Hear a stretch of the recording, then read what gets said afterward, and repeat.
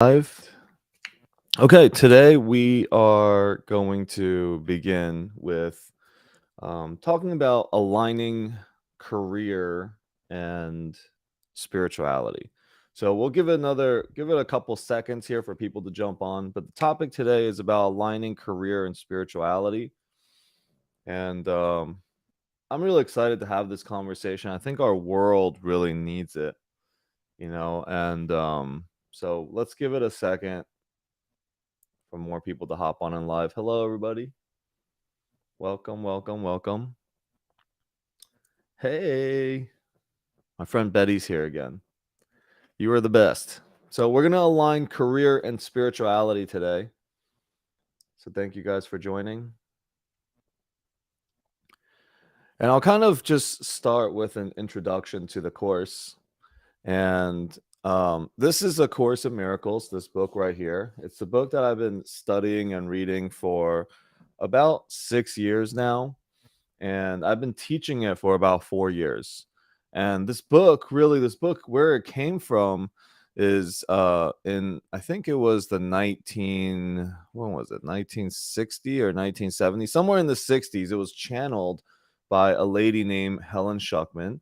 She worked at Columbia University in the psychology department, and like all workplaces, like all of our workplaces, sometimes the relationships are a little bit intense, and people will walk over each other or speak um badly behind somebody, because we have this idea that we are separate and we are individuals, and as one as we get one as we put somebody else down, it's like we get ourselves ahead, right? And this is the same reason why judgments happen and projections happen, and bullying. All of these are all the really along the same lines, that we this the same kind of wrong thinking that we have in our minds, which is that if we release our fear and we project it onto others, somehow we can get ahead and we can shed ourselves of our insecurities or whatever that may be. So people are just jumping into the Zoom right now. If you are first time on this call and joining us live, you can go into my link in the bio and sign up for the Zoom call that we do every Wednesday and every Sunday at 7 a.m. Pacific, 10 a.m. Eastern. And you'll get reminders of when this call goes down, and you can join us in Zoom and actually participate live with us. Now, even though you guys are live on Instagram Live, um, yeah, so this is recorded on my YouTube and all the different channels, so you'll be able to watch it there. So, anyways, A Course in Miracles, founded and channeled by Helen Schuckman, and her colleague William Bill Theffer was like, you know, there's got to be a different way in which we can relate to each other at work. So he said there must be another way, and these are the magic words here. When we give it up, when we give up control, and we give up that we know it all, that there must be another way. And when Helen said those words, that there must be another way, a voice started coming to her very clearly. It came loud and clear, and it kept saying, "This is A Course in Miracles. Take notes." And so she didn't know what to do with it at first. But Bill was like, maybe you should just write every time you hear this voice. So she started writing every time. Hey there, welcome. Um, every time that the voice came through, she began writing. And so about, 10 years later, A Course in Miracles was finalized and published. And so the purpose of our call today is to take some pieces of the teachings of A Course in Miracles and see if we can apply it to our career development. How do we add spirituality to business, to finance? And it's hard. Like, a lot of people have said to me, I don't know how you can put money and God together in the same conversation. It's usually either one or the other, but it doesn't have to be so. Right? So A Course in Miracles really really talks about, oh, wait, hold on. A Course in Miracles really aims at providing insights and practical tools for all of us individuals to seek more meaningful and fulfilling career paths. So it's not to say that we're going to separate from the material or that money doesn't mean anything, but it really is about how do we add more fulfillment and meaning to the things that we do for money. And so I wrote down a couple notes here for myself this morning as I'm talking about this, because this has been coming through to me extremely clear for the past, I don't know, maybe a couple months, as I watch people transition from what they once had an office job to something different now. There are so many people working from home and so many creative businesses being made out there. How do we seek a more meaningful and fulfilling path for ourselves moving forward? Okay. So the purpose of this talk really is to explore that, is to share and to hear from each of you guys, how you're aligning or not aligning career with your spirituality, or what is the spiritual path? What is it could be, it could be your religion. It could just be that you believe in something greater than yourself. And the goal here is to increase overall well-being of life, and start to see the life that we are meant to live, not the ones that we are living, but the ones that we live. Betty's so funny. Not everyone is so humble. Everyone is humble. Everyone has holiness in them, but maybe we just are blocked. We are blocked by the way that we were brought up. We're blocked by our belief systems that, this is the way I have to behave, so I have to get ahead. But we don't. Every one of us is intelligent enough to know for ourselves. Let's not like project about others, because that's just our beliefs about others. Because there are people that are humble and there are people that aren't humble. But we don't need to project our beliefs about other people. Let's let them hear the message themselves and decide whether they want to hear more or not. Okay, so thank you. I love your honest feedback all the time, Betty. She's like, I'm gonna slap you, Alex. Not everyone is so humble. So that's funny. Hey, welcome. Good to have you here. So, where was I before that all happened? Okay, understanding A Course in Miracles a little bit and what this call really is about. All right. Let's kind of start by saying, A Course in Miracles is not a religion. A Course in Miracles is really just a non-dualistic spiritual philosophy.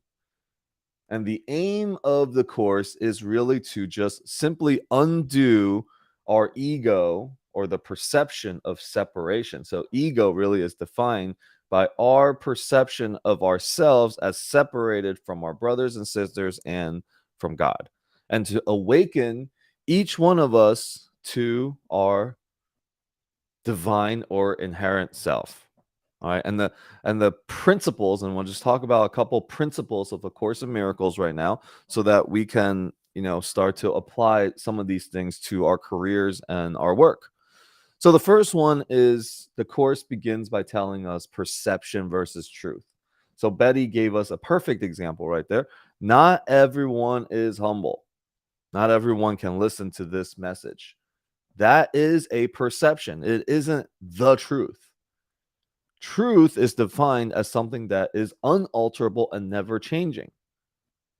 Is it possible that somebody is not humble today and then is humble tomorrow? Or our perception of somebody is humble today and is not humble tomorrow? So if it can change, then is a perception. Perception comes from our interpretations, from our stories, from our life experiences, I guess, how we perceive that. So, um, The ego's interpretation of reality, and all of us live this, is through our past, right? So through our past experiences, right? Through our judgments, through our fears, and truth really refers to this divine reality. There is a reality with a capital R that is beyond our perceptions and beyond the illusions. Okay, what is an illusion? Illusion could be simply our perception of money. What does it mean to have money, right? What does it mean about myself to have money? That is an illusion. I don't care what it means. You can say, okay, having money means that I can do more good, or having money means that you're an asshole or you're selfish, or whatever the idea that you may have about somebody that has money, right? Some people that don't have money will say all people that have money screwed somebody over to get it. I've heard that plenty of times. And I talk about real estate a lot, investing in real estate, multifamily, and it's how I've kind of gotten ahead. And there are people, even on my social media, that come at me and say that we are evil because all we do is increase rents and we care for only ourselves in the apartment world. But it's because they haven't stepped into my shoes here, and that we are all making a living and we are going along with, it's fair market value, market price. I mean, does it make sense for me to take a loss if I bought a property and I'm going to be like, well, for the tenants, I'm just going to have your rents be half what the market rent is? Does that make me a better person? Should I take a loss so that somebody else supposedly wins? Because I don't even know if they win. I don't know if I cut their rents half of the market value, is that really a win for them? Or is it just going to enable them to think something like that? Like create more scarcity thinking, right? I don't know if it's a win or not. But what I know is if I can create win-wins across the board, right? Everyone wins. I can be a better landlord. I can have their experience of living there be better. All right. Well, we still, our investors need to have their win because they put trust into the property. Myself investing my money into it, like I shouldn't be at a negative. I shouldn't buy a property where the debt is going to be more than my income just so I can do some good, right? So those are the illusions that we're talking about, is the things that we make up about anything. So there is a world that is a divine world with a capital R reality that is beyond our illusions. So A Course in Miracles really encourages us individuals to recognize the limitations of perception. Okay, our perceptions, anything, right? Your perception about money, your perception about your parents, your perception about, people in general. Even right now, you have a perception about me speaking right now. I agree, I don't agree, I like this guy, I don't like this guy, I like his haircut, I don't like his haircut, right? Those are all your perceptions, but there's a limitation to perception. And so the course really is here to help us recognize, implying that you already know once before, and that's why you can recognize it. So recognizing the limitations of perception, and for us to seek a deeper understanding of truth, of the truth of forgiveness and love. And that is the entire theme of the course, is about how do we create a more fulfilling, better, or fulfilling and purposeful, deeper life experience here in life through forgiveness and love. And so that brings me to the other point, which is, what is forgiveness? What does the course actually say about forgiveness? And how is forgiveness related to the releasing of the fear thought system that creates all the illusions and all the scarcities that we may have? and all the inadequacies and the self-worth conversations. I'm not good enough. They're not good enough. How does forgiveness work? So the course really speaks into forgiveness is actually opposite of what the world that we have right now that we live in thinks about forgiveness. The way we have forgiveness, right? The way that we have forgiveness is that I will forgive you for what you did. Okay, I'm gonna forgive you for Betty. Betty, you're distracting me. I'm just kidding. Keep it up. Keep it up. I love that you're here. Um, Forgiveness, okay, forgiveness, the way that we have forgiveness in the world is that somebody did something to us, okay, and you did something wrong or you did something bad to me. Okay, just that's also a perception that somebody did something bad to you. Um, and uh and I forgive you. I forgive you because I'm bigger, I'm more charitable, I want to be better. So I forgive you for what you did, but still the emphasis is on that you did something. The course says forgiveness happens in our own mind. It's like a clearing that I forgive you because I had an illusion that you did something wrong to me. Okay, based on my judgments, you hurt me. Based on my perceptions and what I think is right and wrong, you hurt me. So forgiveness through the course is to say, I let that go, that I had a perception that you did something wrong to me in the first place. So it's really about removing the doingness that we think actually happened. So forgiveness is that. And for us, again, is to recognize that the grievances and the judgments and that this burning coal that we hold in our hands against others, the projection of our own inner fears and our own inner inadequacies, does not serve me or the world. And when we recognize, hello, Tammy, when we recognize that there is no value in holding on to this burning coal, then we will let it go. Human beings are conditioned to hold on to things that we think are valuable, to go after things that we think are valuable, and we behave because we think there is value. We get angry, and we get loud and we lose our cool because we think there is value. See, there is perceived value. We don't think about it that way, but if you break it down, there is value in getting angry. Now, first of all, I think all anger underlying the anger is a sadness. It's a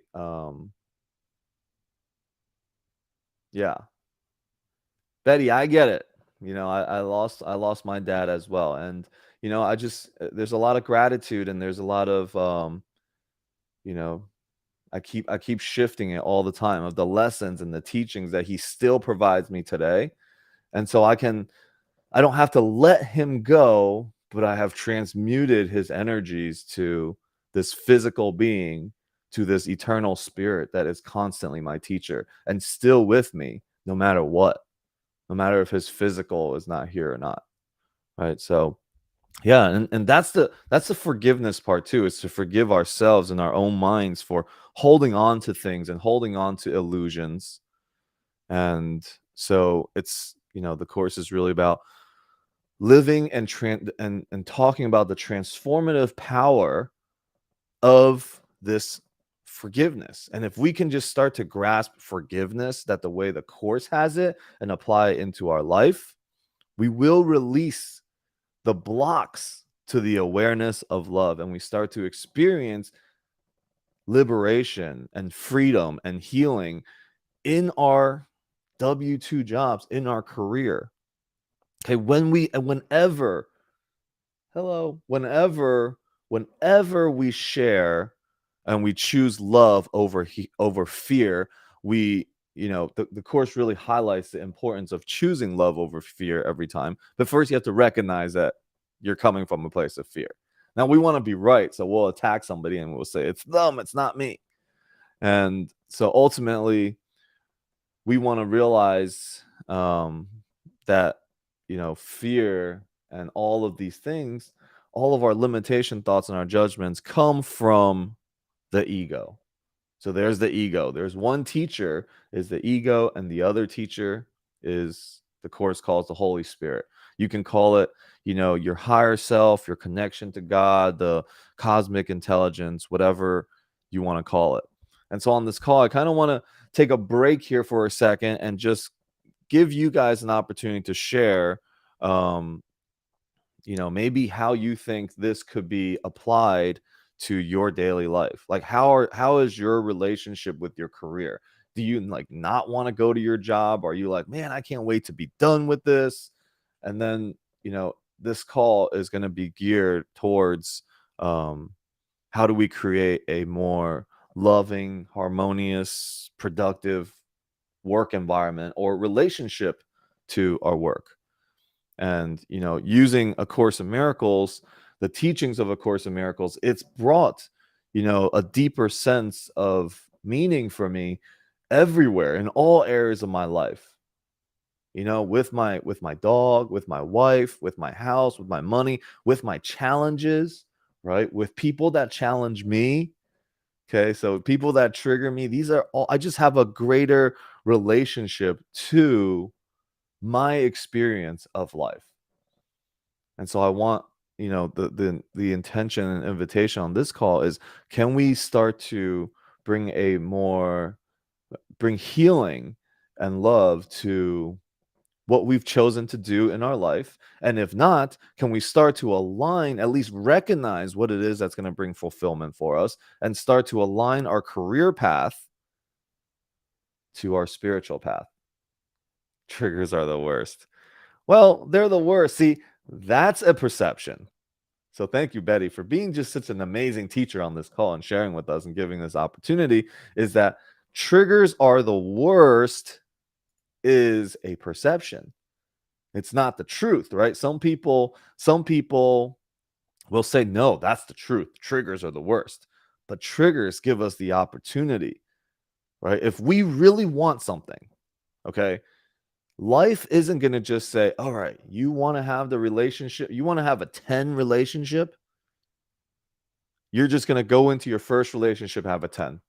No, that's not going to happen. What's going to happen is, I want a 10 relationship, and you're going to find relationships that will show you why it's not a 10, why you didn't bring a 10.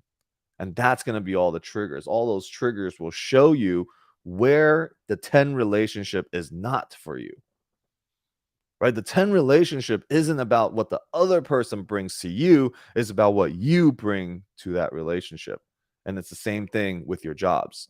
So can we create a more fulfilling and loving and deeper meaning to our careers? Can we start to align that? And I think for me personally is to begin to recognize my spiritual practice, and then how do I align my careers there? So if anybody wants to share, if anyone wants to share, anything about your career, any questions that you may have to up to this point of what I've shared so far, feel free to do so.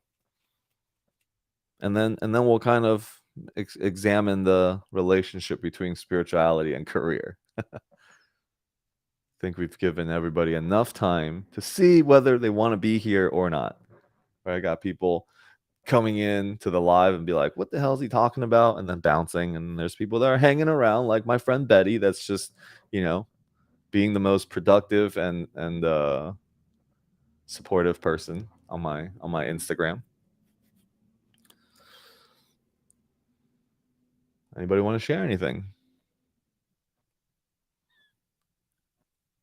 Okay. Well, I appreciate everyone being here. And so I'm very grateful to see some familiar faces and also new. Yes. Speaking of which, Betty, I am going to call my mom and bring her out here to Vegas. So I hope that you can come here next time and actually hang out and see me. Okay. Would love to see you. All right. So let's begin this topic. And the invitation for everybody is kind of find the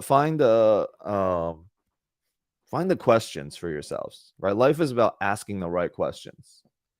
And so, as you're listening to what I'm saying, ask your questions. And even if it's not to me, ask it to yourself. Am I doing this at my work? Is this the relationship I'm having? Okay.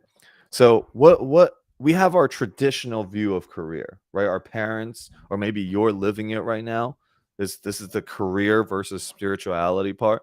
And I'll kind of start with a couple quotes that I wrote about our career path approach.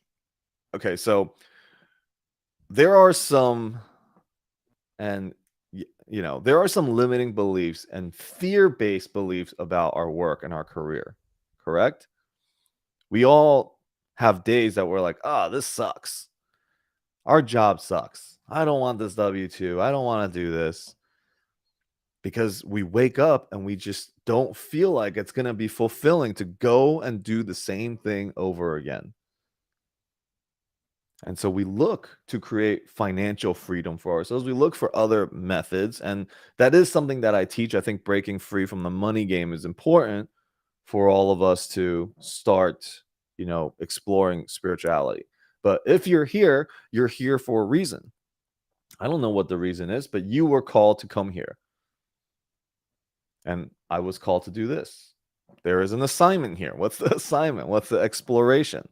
And this is actually recognizing the opportunities in our career, in our work, is to say, how is it that I am here?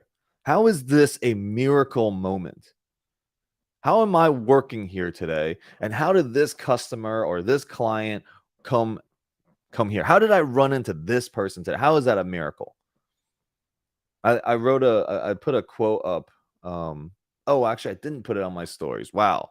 Maybe that's why. Sometimes I forget to advertise these calls and send out a reminder. So, there's a quote today that either you see everything as nothing is a miracle or everything is a miracle.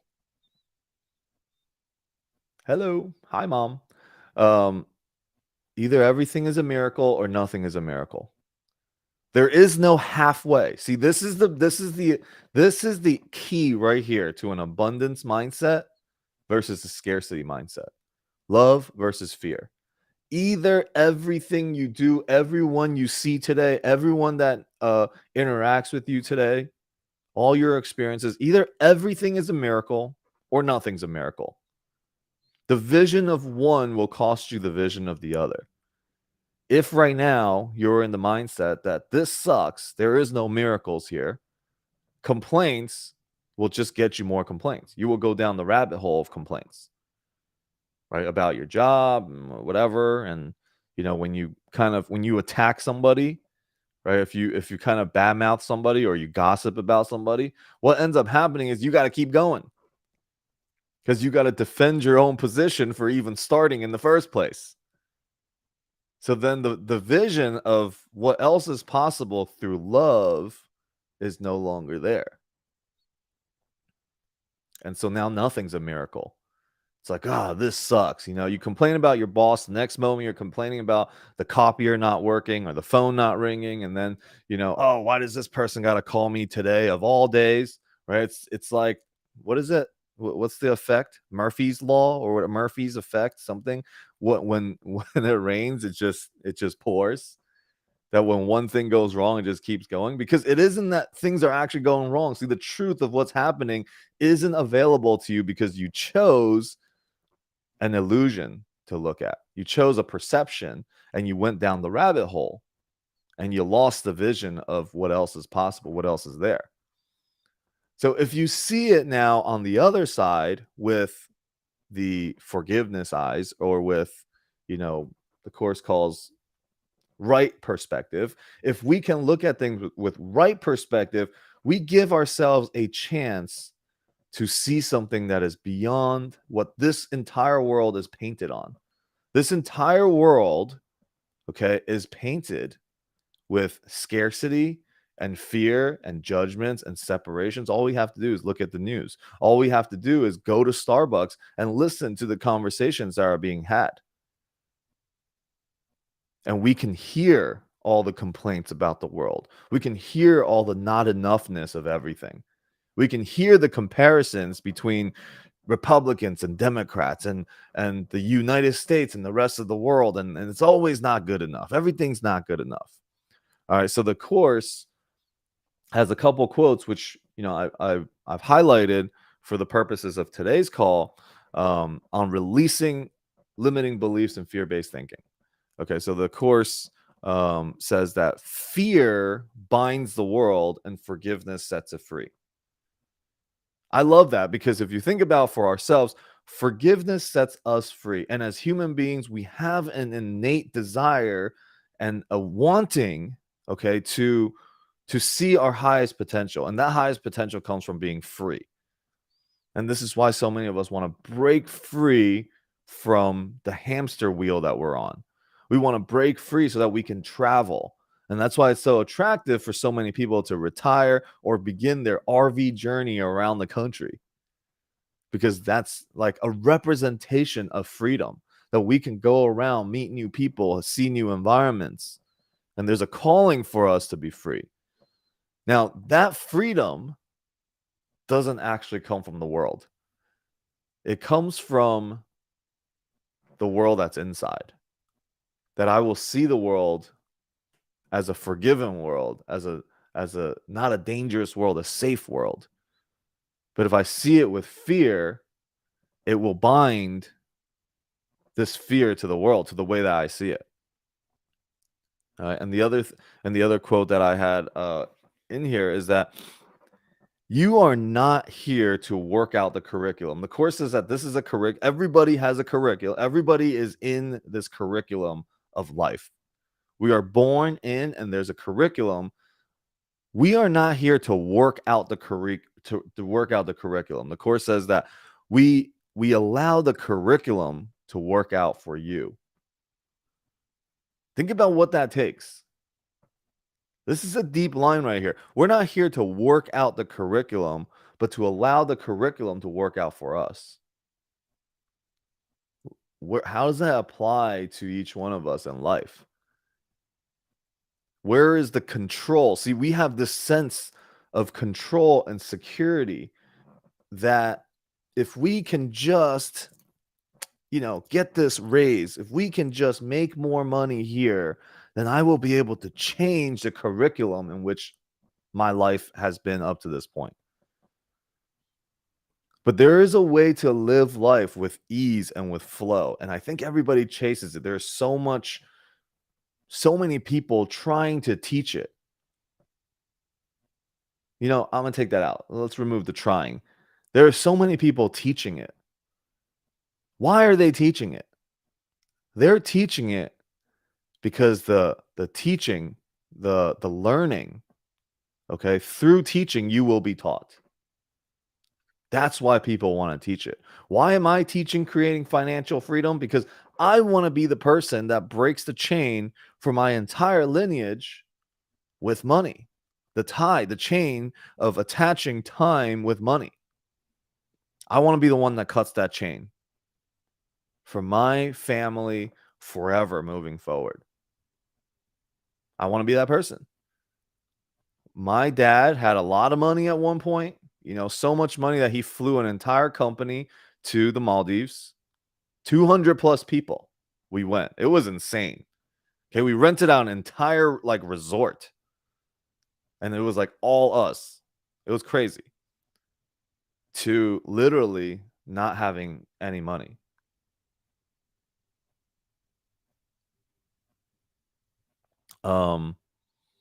Yeah. And then, I've done the same thing. I've had a lot of money, lost it all, and then had a lot of money again.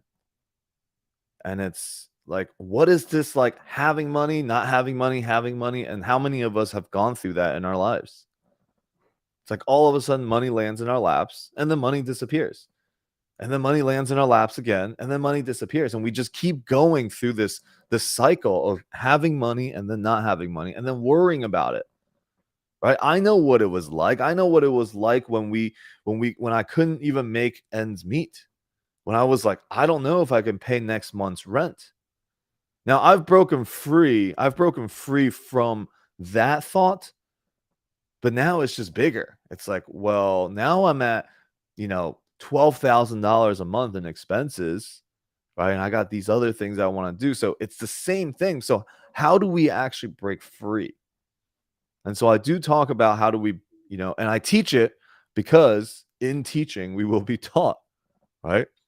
So cultivating really that sense of purpose and fulfillment is to recognize that we are here not to work out the curriculum, but to allow the curriculum to work out for you. So then what's the question? The question is, what's my curriculum? That's the question. What would you have me do? Where would you have me go? What would you have me say, and to whom? This is how you figure out what your curriculum is. I don't know who you ask. You can ask God, you can ask whoever it is, but ask it not from yourself. That's what the Course is saying.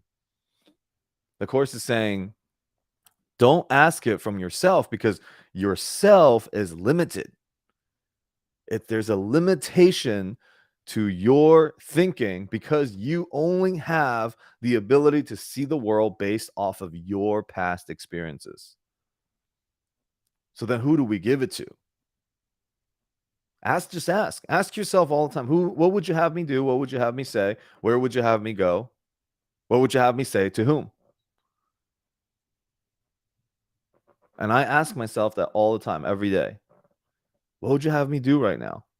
Right? I would get really angry over something, or I would feel extremely stressed. What would you have me do?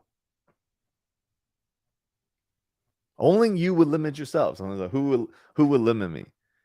Only you would limit yourself. And if you see your brothers and sisters out there as hostile, then you will allow them to limit you as well. Limit you in your thinking. Right? If we think that everybody is dangerous and we can't trust people, we have allowed the world to infect our thinking. When actually, first of all, it's only amplifying our own fears. The world is not doing anything to us. The world is just doing. Dance like a dinosaur. Okay, so negative career decisions. How do we do it with love? So our past experiences, we all have money traumas, we all have love traumas. How do we allow love to guide us instead of letting fear dictate the rest of what we do? Right? So it's important that when we make our career choices and we make our love choices and all of that, that we are guided by love. One, we're guided by our intuitions. I speak about intuitions a lot. Okay, we all have this intuition that we can follow. This is kind of like a message, like a message from the divine guidance. Your intuition comes from divine guidance. There's no sense of it. There's no mind in it that's trying to make sense of it, but we just feel it. There is a connection to it. And so I say that, and I do this whenever I find somebody that I'm attracted to. Okay, so it's not just like, it's not a female male thing or a romantic or whatever, any of that. If I'm attracted to somebody's energetic field, I feel like there's something to be explored here. That's the guidance, allowing your intuition to guide you to say, yes, I will trust. Let me trust again. Let me just be guided. Not because when you trust this person, because you have an intuition about them, you're really not trusting them. You're just trusting your own intuition. You're changing your relationship to your intuitions, the genius part of the whole entire creation. Right? So if we take nothing away from this call, if you're just joining for a couple seconds here, let all your decisions today be guided by a single thought. Actually, it's a lot of thoughts, but let me just put it down to a single thought. It was like 4 lines. Okay. All you have to do with the single thought today is, what would you have me do? Okay. Anytime that you are challenged today, you're struggling, you're confused, you're uncertain, you're feeling bad, feeling low, just ask yourself, you're feeling stressed, What would you have me do? Keep asking it until the answer comes. It's a very Zen practice, actually. You just keep asking, what would you have me do? It's going to show you, your level of patience as well. Do you have patience? The way that what it will show you here. Bye, Betty. Thanks for being here. What it will show you about your patience can show you how you do everything else, how you do relationships with the people that you claim to love. Patience. The Course actually says infinite patience produces immediate results. Infinite patience produces immediate results. It's not infinite patience will produce results later. It's the moment that you decide to activate infinite patience, peace is immediately available to you now.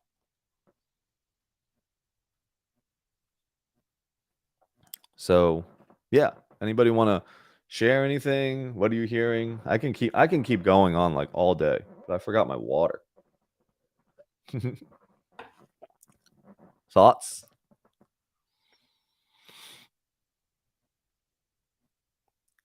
Yeah, Alex, you're speaking to my soul over here for sure, for sure. And thanks again because I'm in transition right now, and this is and this is perfect. This is perfect for me because the my new vision is definitely, my business definitely has to be in alignment with my vision and with what I want to create in the world. It's not just about the money, it's about a lot more. And I realize that that's what's been missing for me, that it hasn't been taking me in the direction of my vision.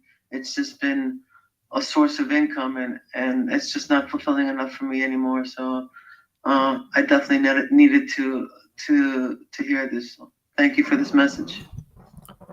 Yeah, thank you. Thank you for sharing. And as soon as you said that, in the chat, you're like, you're speaking to my soul, everything that I'm saying, I feel like I'm just looking at your name and speaking to you.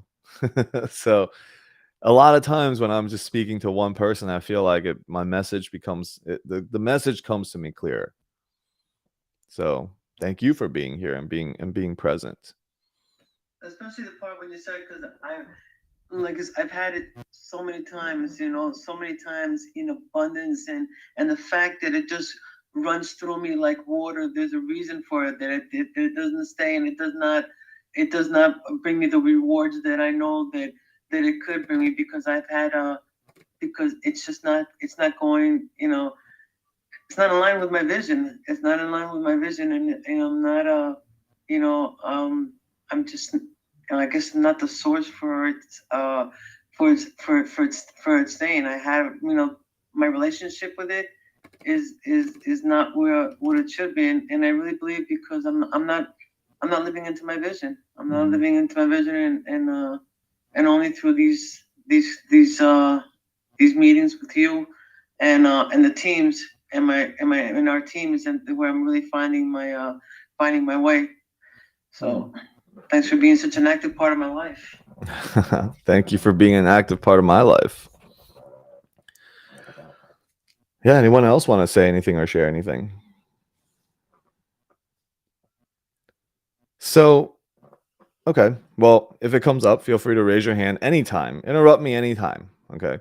Um, whatever thoughts are coming to your mind right now as we're sharing this space together, it's meant to be shared. Okay. If you want to keep it, the Course says if you want to keep anything, if you want to hold on to anything, hey, what's up? If you want to hold on to anything, the only way to hold on to it is to share and to give it away. All things valuable enough to keep for yourself, the only way to keep it is to share it. That's the only way to grow it.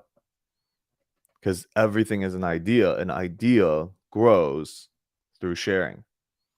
Okay. And if we can apply some of the Course in Miracles principles to our career, to our development of our career, and our finding our path, our journey in whatever the career is, we can engage, really ourselves. We can release, let's call it share to keep it. Yeah. Let's call it career related grievances. We all got that. Whenever I hear anybody talk about the restaurant industry, I have PTSD from it. And I do, and this is, if I ever want to practice any forgiveness work, I just think about somebody talking about restaurant business, about being in the restaurant business. I can't even help myself. As soon as somebody says restaurant, I'm like, oof, that literally comes out of my mouth without thinking. All right. So I got some healing work to do around it, because my limitations to restaurants itself, okay, it will probably get in the way of me being able to deepen a relationship with somebody, because I have an attack thought on restaurant businesses. So what is, the question to ask yourself is, what career related grievances do you have that you can start to heal your mind through the forgiveness process of it?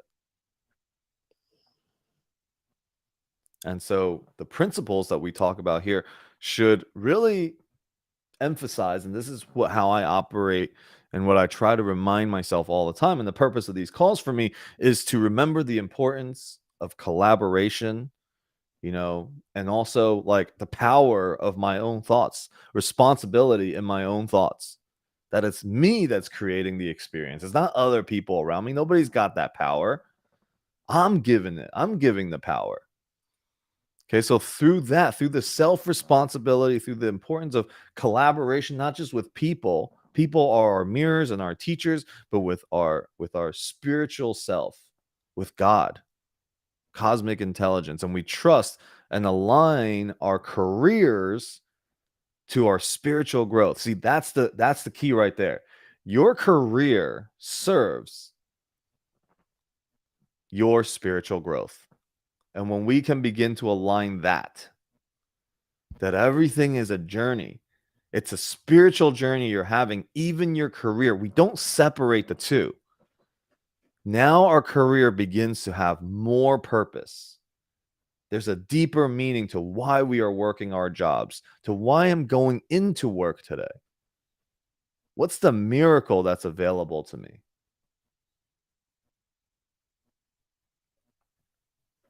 So, I said earlier on the call today, us human beings, we don't do anything if it's got no value for us.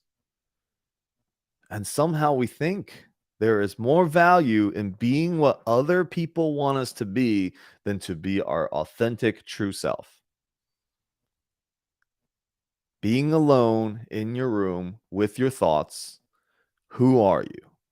This is why we have such a challenge in society to sitting still and being alone. And that's why meditation and these things are great. Moments of stillness and calm is necessary for us to become comfortable with being with ourselves.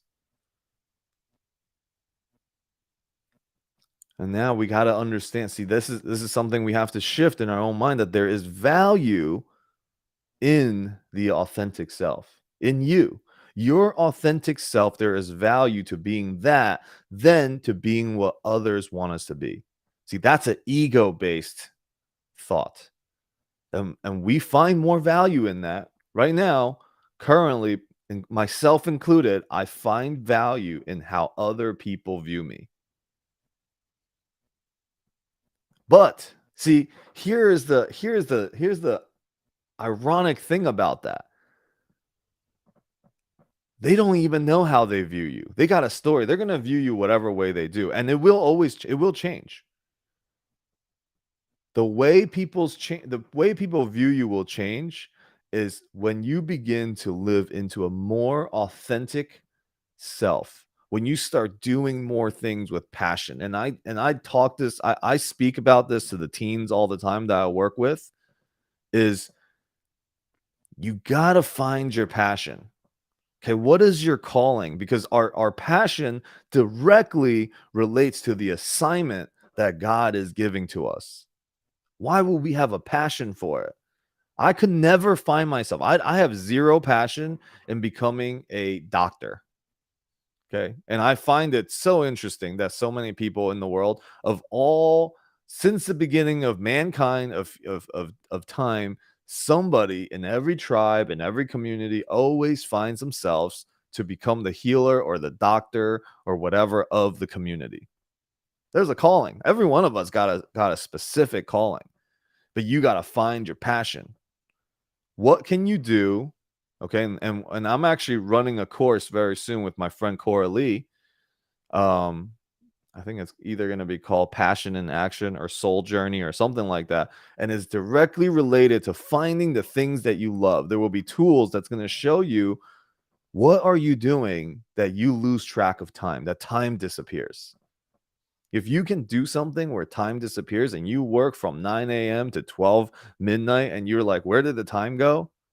You are living into your passion. And when you live into your passion long enough and you start speaking your passion, people will pay great dollars to come and watch you live into your passion and speak your passion.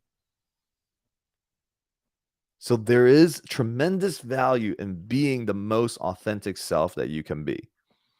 And that there is no value, okay? There's only perceived temporary value in what I think other people will view me as. But can I just be the most authentic self that I can? When you step into power, when you begin to succeed, people will start to see you as a threat. If you're just a follower, they're going to encourage you. They'll be like, great, you're great. But once you begin to succeed, you will begin to be seen as a threat. And then you got to break through that. There's a journey. I've been kicked out of the Grant Cardone Real Estate Club 3 times. Okay. Each time is because my meetups were too big. You know, they told me that I could do something, then I can't do it. Right. They're like, okay, well, here, we're going to sell you. You can sell, we're going to give you 50 tickets at a discounted rate. You can go sell it to your community. And then I'm doing it. And I bring 60 people to the conference. And then all of a sudden I get a message, a cease to cease or whatever it's called, of you are not a franchised person, so you can't sell these tickets. The first time I got a phone call from Sherry and Grant Cardone, and Grant was like, man, I appreciate you so much with what you've done and brought so many people. The first time that I did it.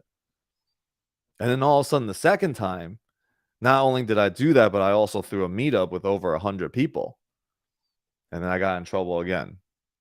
I'm like, okay. So, you know, but that's what's going to happen. You will be seen as, when you start to get big, you're going to have to get through that. I'm learning it myself. But what I don't lose sight of is who I am in that. You know, like who am I really? Like, who's my authentic self? What would you have me do? Can I stay the course? You know? Can I stay the course? So this forgiveness and releasing of these grievances, because I could have taken that all really negatively, you know, but I don't. My mind stays disciplined in love. So much love to the Grant Cardone community. So much love to Grant. Cease and desist. Yeah. So much love to Sherry and to Grant and to all the people that they're impacting and helping. Okay, maybe they see me differently right now, but you know what? Whatever. I don't see myself differently. Okay, every day I still ask myself, what would you have me do? Where would you have me go? What would you have me say and to whom? And how can I serve people? See, here's the thing. No matter what you do onto others, it will always come back to you. This is the one principle of the course that we have to I wrote it down somewhere here too, that it will always come back to you no matter what you share, because it can't be changed.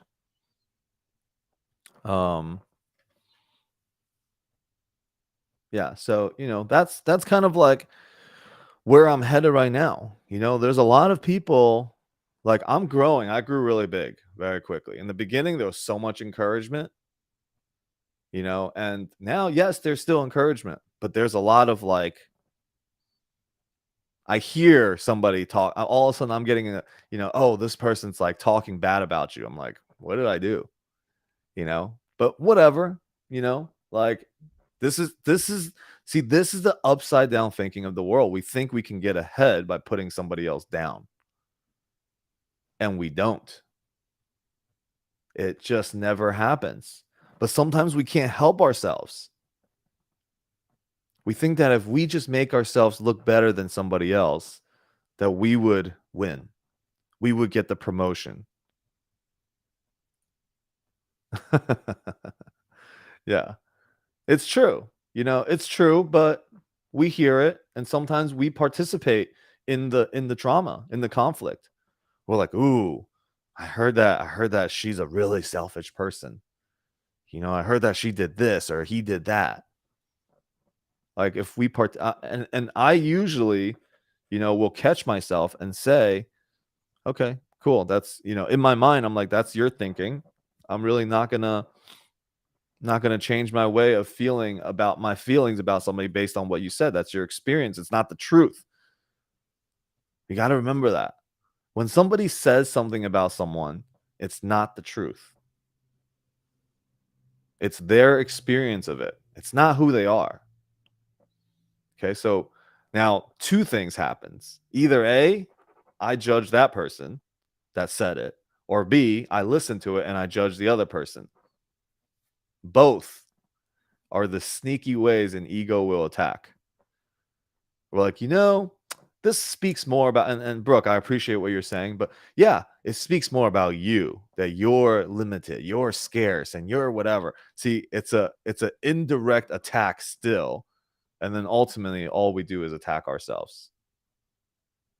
Can we be, I think about this. I think about, can you be like a tree or like plants? Can you be like a plant, which we take carbon dioxide that does not help?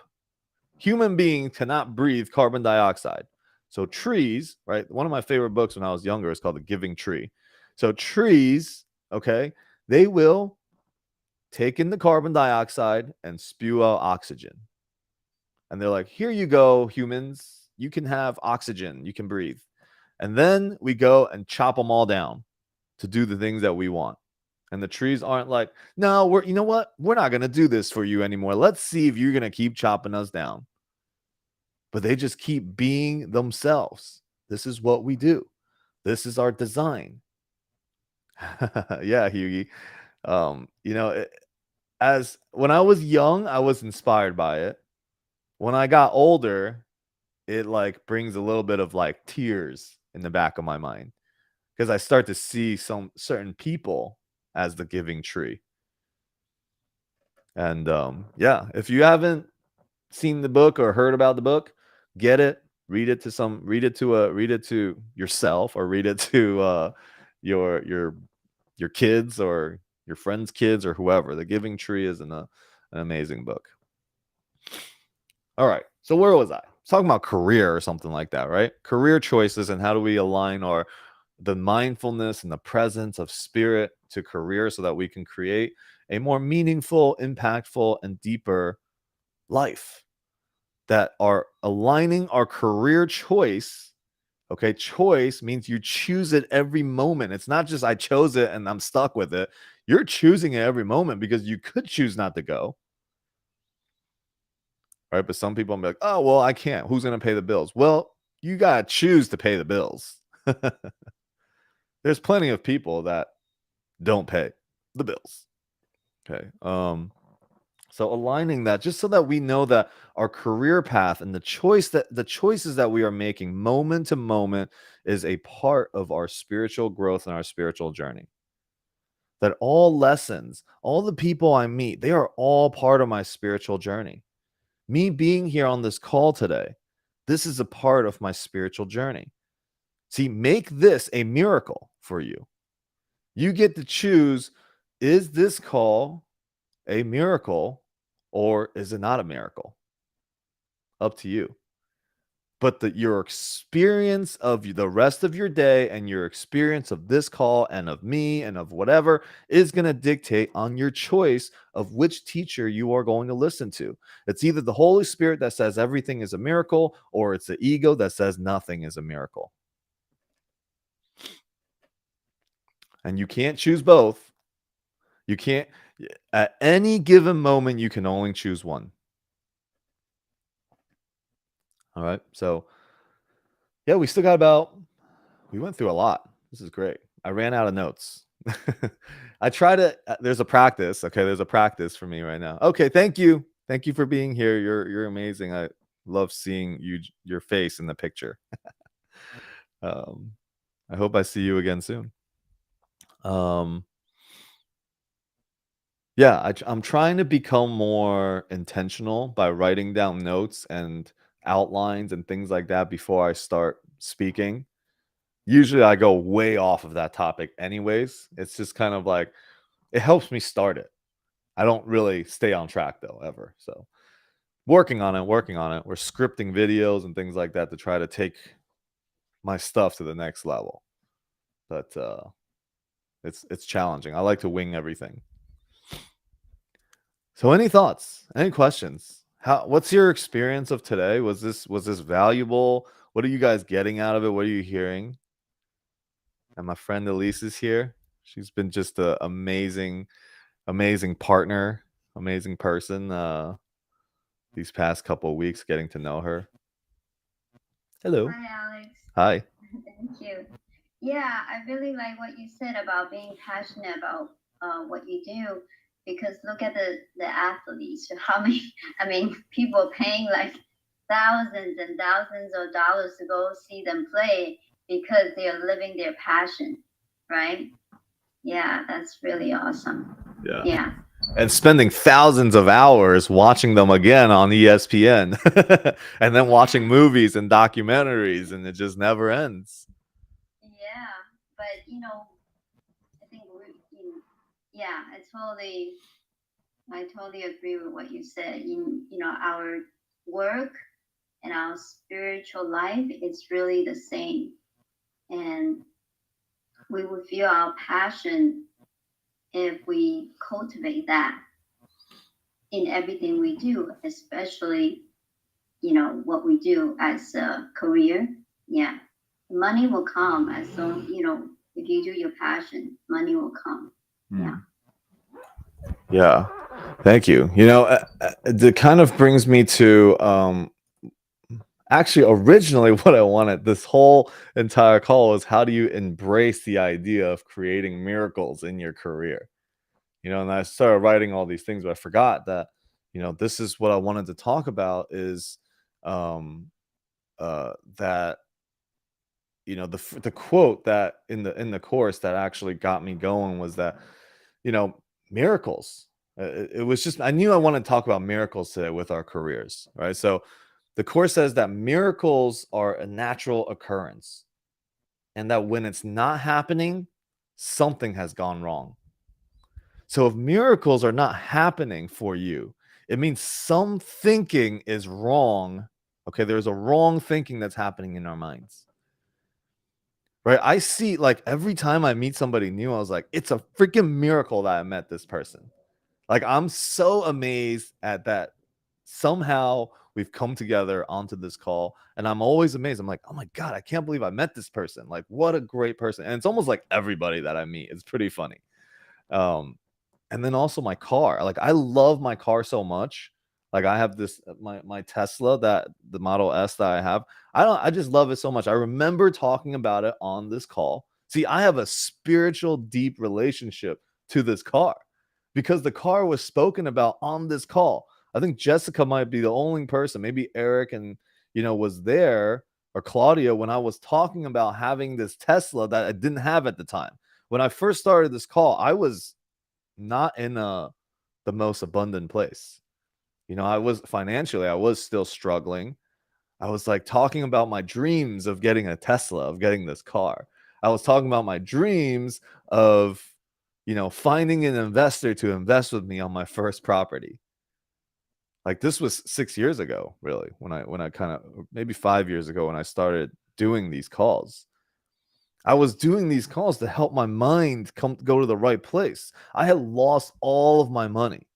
I had a lot of money. Then I lost it all. I lost it all to the point that I couldn't pay my cell phone bill. Like, that is scary. Okay? Everybody can pay their cell phone bills. Okay. Anybody can pay. I couldn't pay my cell phone bill. That's how bad things got for me. And it wasn't that long ago. And that's when I actually found the course. So all of that happening, I could have trauma around it. I do.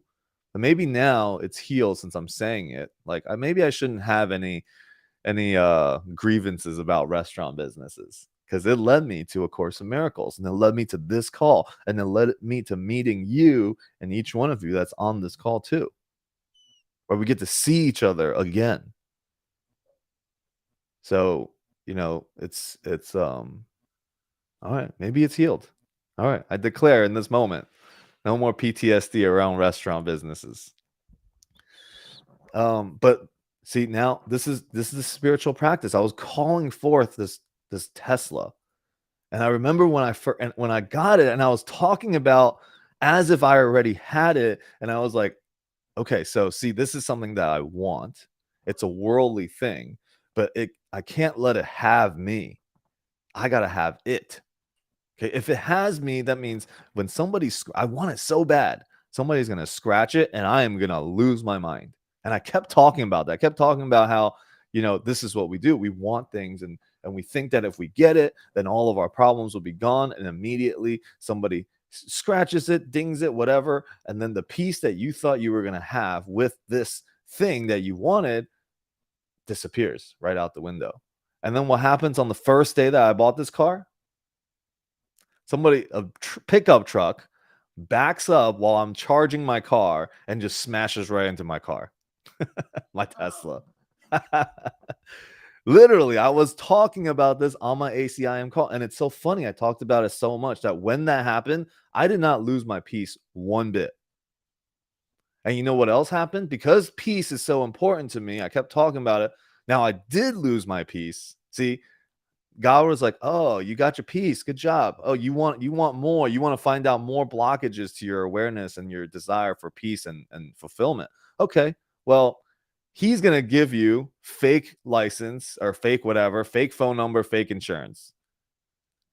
And then the cops are going to come and say, since it happened inside a Wawa, they can't really do anything about it. You got to go settle this outside Florida."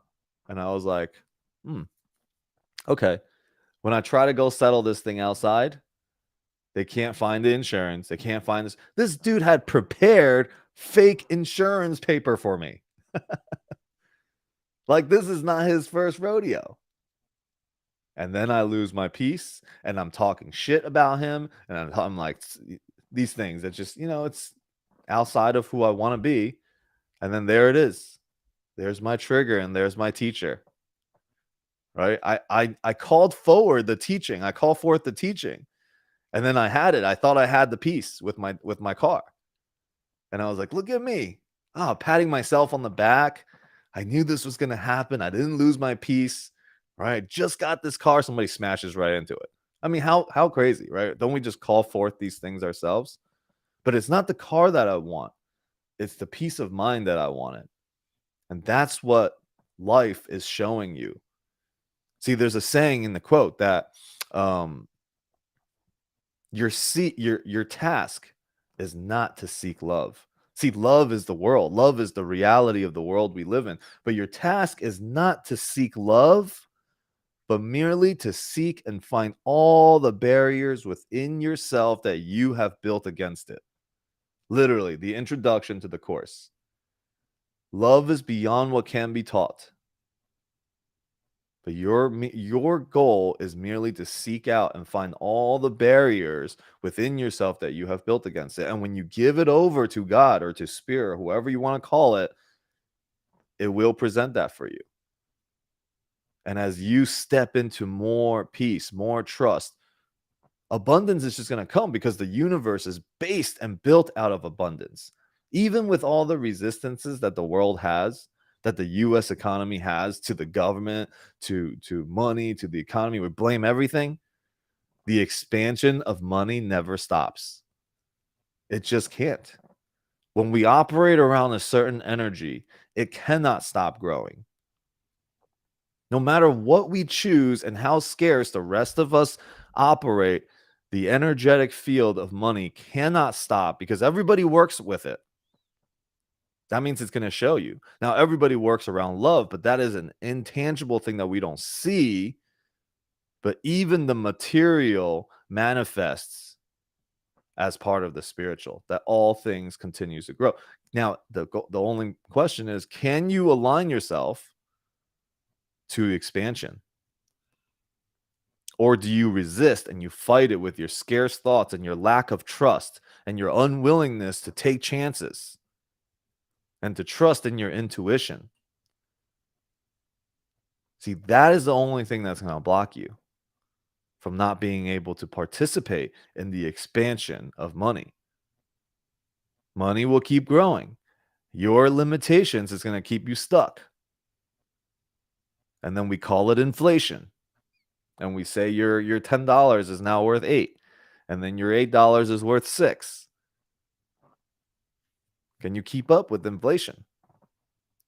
You at least got to grow your mind at the pace of inflation.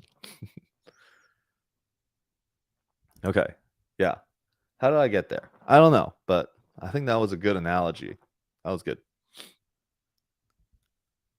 Thoughts? Anyone want to share anything? What are you hearing?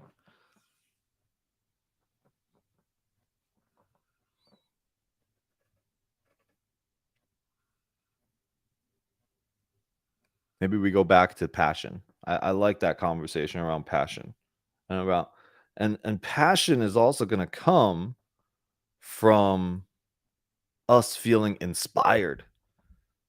See, feeling inspired is going to bring forth and call forth your passion. And inspiration is an idea. And what is the law of expansion on an idea? It needs to be shared. Inspire others. If you can find a way to inspire others, you will be inspired. When you are not inspiring others, there's a lot of work to be done.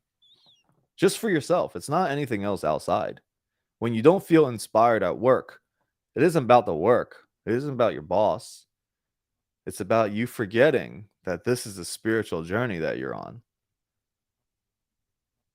See, that story of the Tesla thing, that whole thing happening and the guy giving, that's an inspiration for me.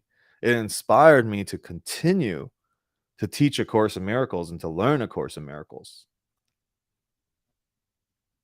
I was inspired. Now, I was talking bad about this guy, but I really should be talking great about this guy. Like, he did what he did because that's what he was told to do. Was designed specifically to put in front of me so that I can be taught a lesson.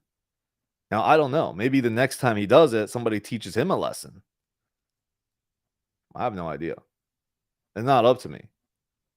But I don't have to hold the grievances. See, that grievance that I hold will hurt nobody else but me.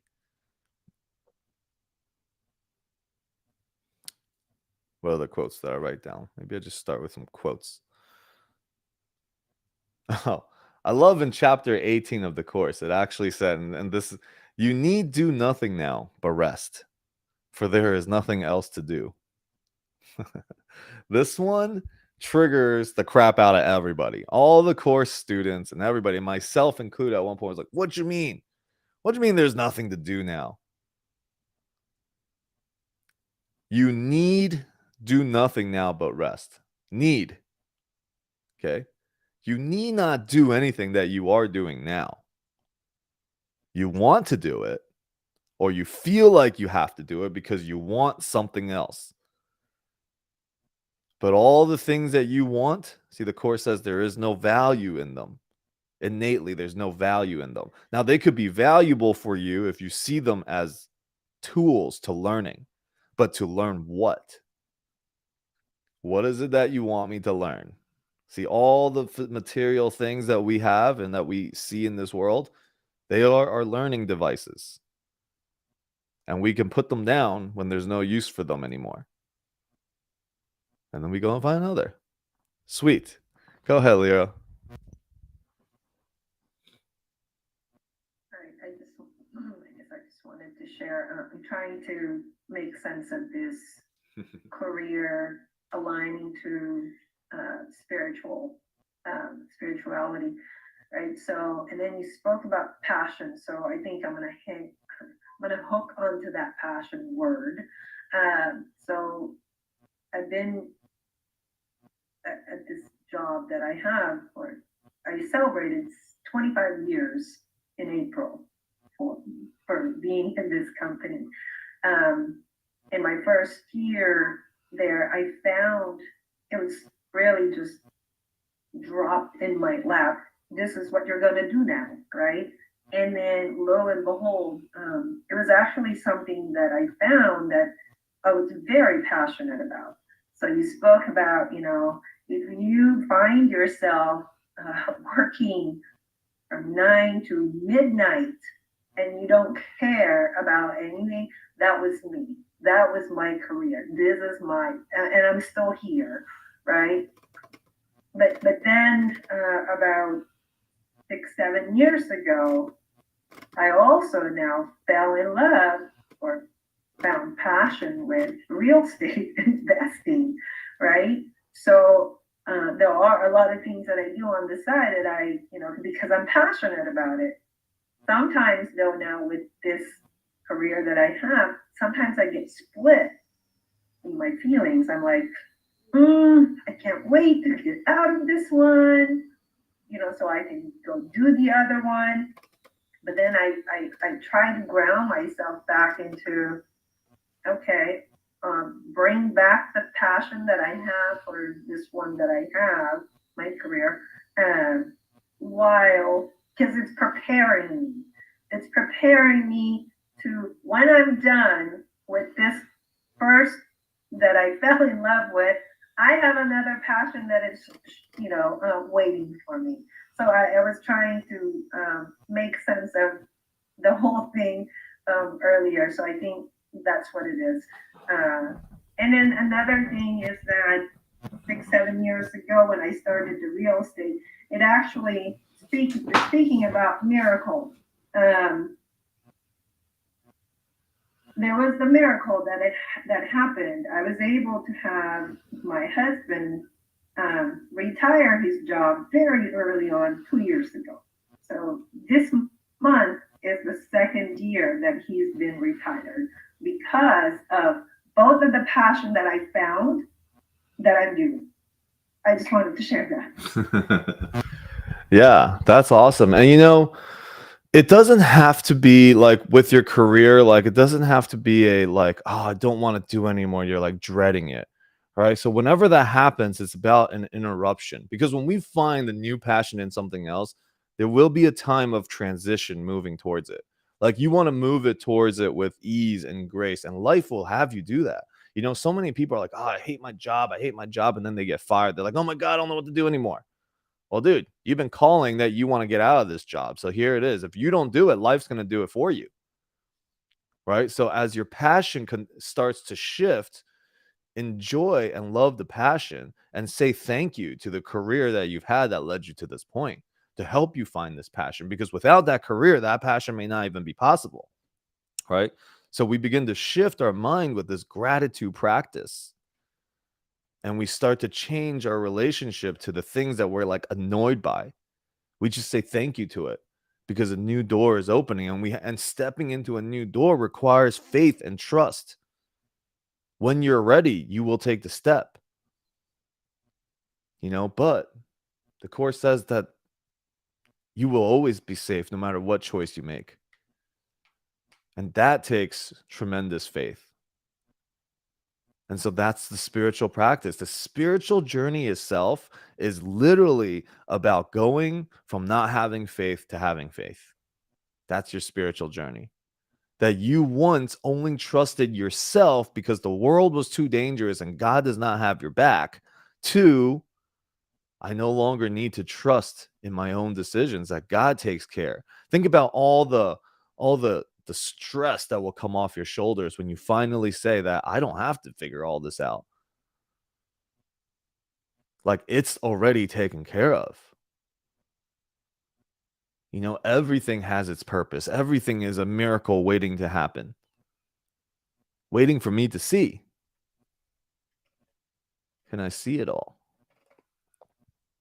And the things that trigger you the most, the things that scare you the most, the things that bring the most stress to you,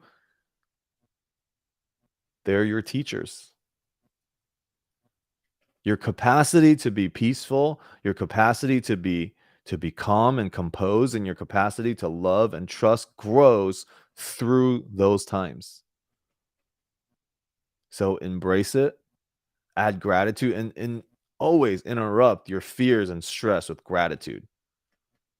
There is so many things that we can be grateful for, regardless of what's going on. And the trusting that people will understand when you mess up, and that you can always still make it up in time. So, and what's supposed to happen will happen. All right. So, okay, awesome. Thanks, Elise, for okay. Well, she's gone, but yeah, she's been a great. She does a call every 9 a.m. Eastern time. That's really early. I try to make it, but she does like a little prayer session every day, and share stories and ask what you want to pray about. Pretty cool. It reminds me of Peru when we used to sit around the fire, and and prayers will go around, and everyone just say a prayer about whoever, this first, like we sit in a ceremony in a teepee, and like the first round is like, here, this is the prayer to the abundance that we're calling to our lives. And then here's a prayer for all the women, for all the feminine energies and powers in our life. And then here's a prayer to all the hurt that we felt. Like it was awesome. It reminds me of that, just like sending the prayers out, like giving it up. We put it into the fire. We do with tobacco thing, and we put tobacco into the fire with prayer. And it's not like anything special is happening, but it's literally allows us to have an experience of release, of giving it over. And it's pretty amazing. So that's really what prayers are. Prayers are kind of like it's the median to miracles. So you open up the channels to that. Okay, so I think, like today's call was actually really inspiring for me. I feel like I stayed on track. I stayed on track about career. I even named this thing Aligning Career and Spirituality. Usually I go off into all sorts of topics and just jump wherever, but I really kept myself like staying with the career conversation today. So I hope it gave you some things to reflect about, some teachings of the course that you can apply to your own career search or career development, whatever you want to call it. And so that you can turn your, career grievances to a miraculous career. And that, it's a tangible thing. It's not just some dream, but it's a tangible thing, a miraculous career, an inspired, passionate career, passionate spiritual journey awaits each one of us. And we just have to wake up to it. We got to wake up to love, and we want to embrace this journey with gratitude. I'll invite you to my live next week. Yeah, sure. That's awesome. Send me a DM. Love to chat. So let us all embrace our journeys, right? Let's embrace our journeys, aligning spirituality to our career path and our choices. We align all of our successes, our shortcomings, our stress, all of it to the spiritual path that we're on, and really living a more fulfilled and purpose driven life. That's my prayer for everyone, that we find that we remember it a little bit more today, that this becomes a catalyst to us creating that life. Let's see what's being said here. Yeah, Marlene. A miraculous career awaits you. And, I hope that our careers, are a testament to that this is the truth. That each one of us, by being on this call, by participating in here, by being present, that our lives are a testament that miracles are real, that it's true, that we demonstrate it and we inspire and we teach others and we share this idea, and that we're willing to be the most authentic selves when we're in the presence of others. That we're willing to talk about love, and we're willing to talk about peace, and we're willing to talk about spirituality. We're willing to talk about God in the presence of money, in the presence of others. That we are willing to go deeper. That all conversations and relationships be deeper. Our sense of purpose becomes deeper. So that's my prayer to all of you. And two more minutes here. I want to give anybody a chance to share anything, say anything. You can type it, you can say it, whatever you want to do, and then I will read a one final prayer / lesson by Marianne Williamson to close us out. And Brooke, thanks for staying the whole time. You're so cute.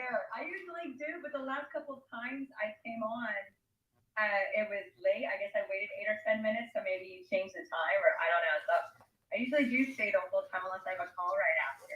But no, I know why, because usually when I partner with Massive at 8 a.m. Pacific, we always have calls and I always have to draw. Oh, yeah. But I did want to jump in and say that I appreciate you. You always help put things in perspective in words that I previously could not.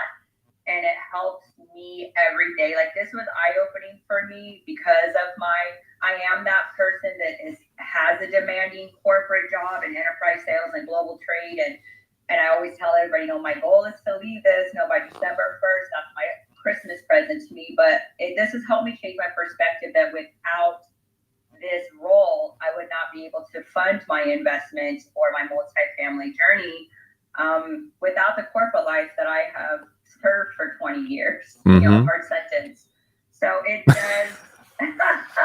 My husband always says, "Babe, you've done over 20 years hard time." I'm like, "Oh, I know, don't you know it?" But I am getting better to take my perspective and just being grateful with the opportunities that it has given me. So thanks for reminding me that it is my perspective that can help shape my experience. So I appreciate you. Yeah, thank you. And I invite all of you guys, if you're not going to be on video, to have a picture as your background for the Zoom, because it does bring me some joy and some inspiration while I'm looking at pictures, not just names, even though the names are cool. So when I see Brooke, I see Brooke's face. I see the smile. I see her energy. Jake, Dwight, all of you guys. I see the energy that you've brought through your picture. So take a picture, make it your Zoom. Not a have to, but feel free to do so. All right. Any last thoughts? Going once. Going twice. Okay. Day 163. Take a deep breath in. Let it out. There is nothing that we really have to hold on to from this call today. Nothing that I said is nothing you already know inside. They serve as simple reminders for us to recognize the real world again. So day 163 in the Marianne Williamson's A Year to Miracles. May I not be lost in a meaningless world, but find myself in the love of God. The meaningless thoughts that dominate the world infect my consciousness when I allow them to, dragging me down into the bottomless well of anxiety and despair. We are not left alone in such painful places, for God has sent His Spirit to save us from the darkness of the mortal world. Today, I remember that pain is not real, but the product of illusions created by meaningless thoughts. I pray for God to guide my mind, to guide my thoughts beyond fear, to the love within his mind and mine. Dear God, reach out your hand to me in my despair, that I not sink into the hell of my own making. Show me who I really am, that I might rise above the illusions of my fearful mind. Deliver me to love. Amen. Amen, Alex. Thank you so much. Yeah, thank you. I'll definitely add a picture there to that profile. I listened to the whole thing laying down, so that's why I had my camera off. Yeah, no, that's cool. I get it. It's early in the morning for some.